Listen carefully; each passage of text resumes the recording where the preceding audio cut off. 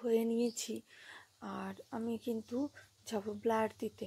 হ্যাঁ, দেওয়ার মশাই ফোন করে বলল চলে আসো আমার দোকানে, আর যেহেতু বাড়ির কাছেই একদম, তার জন্য আমি কোনো আর ভালোভাবে সাজুগুজু করিও নি, আর যেমন বাড়িতে ছিলাম তেমনই চলে গেছি।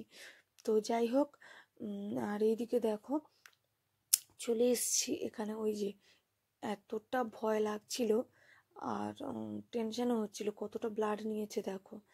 জানি না কি হবে, কি রিপোর্ট আসবে ভগবান জানে, কিন্তু তবুও। আর সত্যি কথা বলতে আমার কি হয়েছে তোমরা অনেকেই জানতে চাইছো বারবার ধরে, ঠিক আছে। আর এই তো দেখো ব্লাড দিয়ে এসে শুয়ে পড়েছি, এত হাতটা ব্যথা করছিল আর প্রচণ্ড দুর্বল, জ্বর করছে আর কি। তো যাই হোক, আর কয়েকদিন ধরে নিজের শরীর খারাপ হলে কেউ তো দেখার নেই, যেহেতু মা মেয়ে থাকি। আর এইদিকে দেখো মেয়ে কিন্তু সকাল সকাল কতটা পা ছেঁচে নিয়ে এসছে, তো হালকা লাল হয়ে গেছে এইখানটার গাছটা, হ্যাঁ পড়ে গিয়ে জানো তো। আর ওই যে দুটো দাঁত দেখো পড়ে গেছে, তো ওই জন্য ও কিন্তু হাসে না, ওর লজ্জা লাগে। তো যাই হোক, স্কুলে গেছিলাম তার পরের দিন, আর আসার সময় দেখি পার্সেল এসছে, তো ফুজিবাবু ফোন করে বলছে পার্সেল এসছে, তাই আমিও নিয়ে নিচ্ছি। শরীর কিন্তু দুর্বল, চলছে না, তাও কিন্তু চলতে হবে। অনেকেই ভাবে আমি হাসি খুশি থাকি, তার মানে আমি খুব ভালো আছি, কিন্তু না, যার মনের অবস্থা সেই জানে একমাত্র। তো যাই হোক, আর এইদিকে দেখো পার্সেল চলে এসছে। আমি কিন্তু স্কুল থেকে এসে রেডি হয়ে বিকেলবেলা কিন্তু পার্সেলটা খুলছি, কারণ অনেকটা লেট হয়ে যায়। আর এই দেখো বাঁ হাতটা কিন্তু বারবার ধরে নিচ্ছিলাম, ভীষণ হাত ব্যথা করছিল তার জন্য আর কি। আর এইদিকে দেখো আমি কিন্তু শাড়ি খুলবো আর কি। তো ফৌজিবাবু কিন্তু আমাকে শাড়ি গিফট করেছে, আর কৌশিকী অমাবস্যা ছিল, তো আমি মন্দিরে যাব পুজো দিতে, তার জন্য আর কি। তো যাই হোক, আর কেমন লেগেছে শাড়িটা অবশ্যই জানিও। আর আমার তো খুব ভালো লেগেছে। অনেকেই বলে তোমাকে রোজ রোজ গিফট করে, হ্যাঁ এখন হয়তো গিফট করে নিচ্ছে, যখন আমাদের বাড়ি শুরু হবে তখন আর কোনো কিছু কিনতে পারবো না বলছে ভুল, মানে আমি আর নিব না, কারণ যেহেতু বাড়ি করা মানে তোমরা তো জানো, আর একটা বাড়ি বানানোর পরে আবার যখন ওই বাড়িতে না থেকে যখন আবার নতুন করে জায়গা কিনে বাড়ি বানাতে সত্যি ভীষণ কষ্ট। যারা করে তারা জানে, যে যত টাকাই ইনকাম করুক না কেন, তার জন্য আর কি। তো যাই হোক, আর এইদিকে দেখো আমি মোটামুটি এটাকে ভালো করে পাট করে নিয়েছি, এটাকে আবার প্যাক করে নিব। এতক্ষণে সন্ধেবেলা আমার একদমই টাইম নেই, মেয়েকে পড়তে বসাবো, তার জন্য আর কি। তো চলো, তারপরের দিন কিন্তু আমি গেছিলাম মোড়ের দিকে বাজার করতে আর কি। তো উচ্ছনে গেছিলাম বাজার করতে, আসার সময় কিন্তু ওই পেটাই পরোটা আর ঘুগনি নিয়ে এসেছি। সত্যি কথা বলতে আর না ভালো লাগে না, তবুও আর কি, যখন কোনো কিছু করতে পারি না কাউকে ফোন করে বলি যে একটু নিয়ে এসে দিতে, আর না হলে নিজে গিয়ে নিয়ে আসি। পারি না বলতে কি, শরীর অসুস্থ হলে মানে একা মানুষ তো, সত্যি কথা বলতে আমার হাড় বাজার সমস্ত নিজেকে করতে হয়, কেউ করে দেয় না। আর একটা ভাই ছিল, তাকে টাকা দিলে কিন্তু নেয় না বলে ওই জন্য বাজার করতে আর তাকে দিই না। সে যেহেতু দোকান বন্ধ করে যাবে, তো কতটা কষ্ট, তাই কি না। তো যাই হোক, আর এইদিকে দেখো আমি খেয়ে নিচ্ছি চটপট করে, ভীষণ খিদে লাগছিল।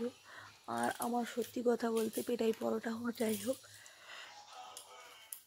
বেশি খেতে পারি না, আর একটু খেলেই যেন ময়দা পেটে ফুলে। আর এইদিকে দেখো ভাদ্র মাসে ওল খেতে হয়, তার জন্য আর কি। আর এখন কিন্তু বিকেলবেলা, ঠিক আছে, প্রচুর বৃষ্টি, আর আজকে নিরামিষ, কৌশিকী অমাবস্যা, তো আমি দুদিন ধরে নিরাম খাচ্ছি, পুজো দিতে যাব। আর ফৌজিবাবুও ফোন করে বলছিল ও কিন্তু নিরাম খেয়ে আছে, পুজো দিতে যাব বলে আমি।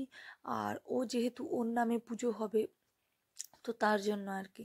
আর সত্যি কথা বলতে কি, যে কোনো জায়গায় যদি এত সম্মান পাওয়া যায় না, সত্যি ভীষণ ভালো লাগে। তো যাই হোক, কিন্তু মন্দির থেকে ডেকে পাঠিয়েছিল এবং নেমন্তন্ন কার্ডও দিয়েছে, তার জন্য আমি কিন্তু কৌশিকী অমাবস্যায় কোনো দিনও অমাবস্যায় মন্দিরে পুজো দিতে যাই না, বিশেষ করে কৌশিকী অমাবস্যাতে। আর হচ্ছে সত্যি কথা, আর রাতের বেলা। আর এখন দেখো বিকেল প্রায় 5টা মতন বাজে, বৃষ্টি হচ্ছে, কেমন কি করে যাব না, এটাই টেনশন হচ্ছিল। আসলে ফৌজিবাবু বলে দিয়েছে গাড়িকে, যে ড্রাইভারকে বলে দিয়েছে যে নিয়ে যেতে নিয়ে আসতে। তো রাত্রি 10টার সময় আসবো বা 11টা, কটা বাজবে আমি জানি না, যাব তো আমি 6:30টার সময়। তো যাই হোক, এই কয়েকদিন ধরে জানো তো টেলারিংটা ভীষণ ডিস্টার্ব করছে, একদমই টাইম পাই না বসতে। তোমরা তো জানো মেয়েকে নিয়ে স্কুলে যেতে হয়, প্রায় 7 কিলোমিটার মতন যাওয়া আসা, খাওয়া দাওয়া, রান্না করা, মেয়ের বই গুছানো, মেয়েকে পড়ানো, মেয়ে দুষ্টামির তো শেষ নেই। তো যাই হোক, একটা ছোট বাচ্চা থাকলে কতটা ঝামেলা থাকে, তার উপরে একা হাতে। আর আমার মেয়েটাকে না কেউ ধরে দেওয়ারও না, যে কোনো সময় যে চলায়, যে একটু স্কুলে যাবি তোকে করে দিই, ওই রকম কেউ নেই। তো যাই হোক, আর এইদিকে দেখো বারবার ডিস্টার্ব করছিল। আর আমার সত্যি কথা বলতে, যেমন করে ব্লাউজ কাটিং করুক না কেন, আমার সেই কোনো না কোনো মানে দিক দিয়ে লুজ থেকেই যায় আর কি। তো ওটা একটু তো না মারলে আমার যেন ফিটিংসও হয় না, আর আমি পরতেও পারি না, এতে আমার প্রচুর সমস্যা হয়। তো তার জন্য আর কি, মানে আমি এতটাই রোগা। তো যাই হোক, তো আমি একটু ব্লাউজটাকে সেট করে নিচ্ছি, মানে একটু ভালো করে মেরে নিব।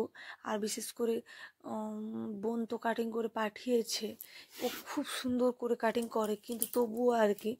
তো যাই হোক, আর এইদিকে দেখো কতটা বৃষ্টি আর বন্ধ হচ্ছে না, জানো তো। টেনশন হচ্ছিল যাব কি যাব না, কিন্তু যেতে তো হবে, বলে দিয়েছি, যেহেতু নিরাম খেয়েছি 2 দিন ধরে। আর গাড়ি আসবে আনতে, আর রাস্তা না আমাদের অনেকটা জল হয়ে গেছিল, জানো তো। তোমাদের দেখাবো একদিন, ঠিক আছে। অনেকটা জল পৌড়ে পৌড়ে যেতে না সত্যি ভীষণ কষ্ট হয়। আর এখন তো একটু আধটু জল, যখন জল বেড়ে যাবে না, তখন আর কিন্তু মানে কি বলবো, তখন আর স্কুটি নিয়ে যেতে পারবো না, তখন ওই সাইকেলে গড়িয়ে গড়িয়ে বাচ্চাকে বসিয়ে নিয়ে প্রায় 3 কিলোমিটার যেতে হবে, তারপরে ওদিকে বাস ধরতে হবে। মানে তাহলে ভেবে নাও, এখন যদি আমি ভোর 4:30-তে উঠি, তাহলে আগে কখন, মানে আগে গিয়ে, মানে পরে গিয়ে কখন উঠবো বলেও হয়তো লাভ নেই, কেউ কষ্ট কিন্তু বুঝবে না। আর যতই চিৎকার করি চেঁচামেচি করি, শুধু কিনা বাড়ির বউ দোষী। তো সব ঘরেই এটা এমনি হয়। তো অনেকেই আছে না, একটা কথা বলতে বাধ্য হয়ে যাচ্ছি, মা তো সবারই ভালো, শাশুড়ি কিন্তু কেন খারাপ হয়।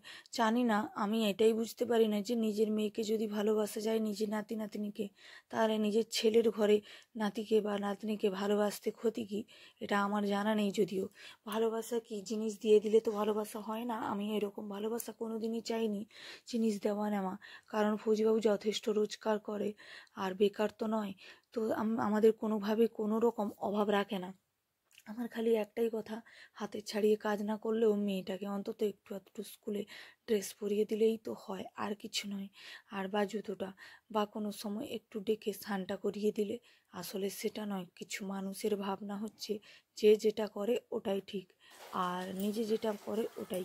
আসলে আমাকে হিংসে করে হয়তো নিজে মানে কি বলবো, হিংসে করে হয়তো সব কিছু করছে, কিন্তু তাতে কিছু যায় আসবে না, কিন্তু সারা জীবন এইটা স্মৃতি হয়ে থেকে যাবে।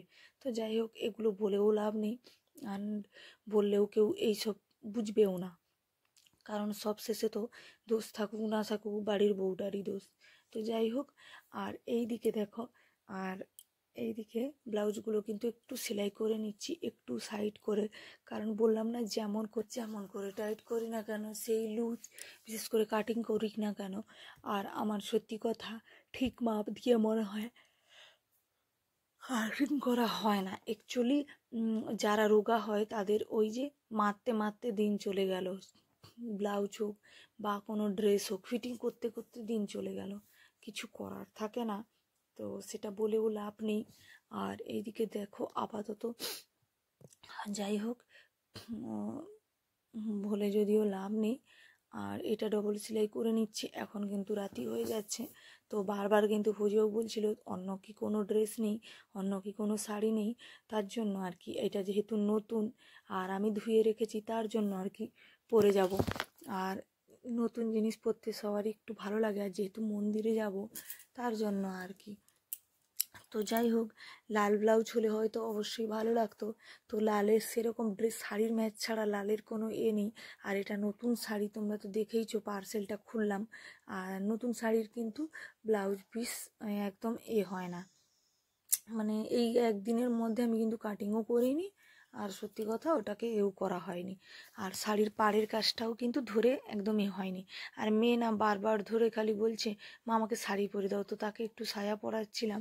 তো যাই হোক, এই দেখো মুখ বাড়াচ্ছে কিন্তু দেখা যাচ্ছে না। আর মেয়েকে বারবার বলছি মারে তুই একটু নিজে নিজে আলতা পর, আমি তোকে পরিয়ে দিব তারপরে। এই দেখো আমার পুচুমা সাজুগুজু করেছে। তো চলো এখন রেডি হব। তো এর পরের ব্লগে দেখাবো কোথায় যাচ্ছি কি করছি। তো সবাই সাথে থেকো, পাশে থেকো, সবাইকে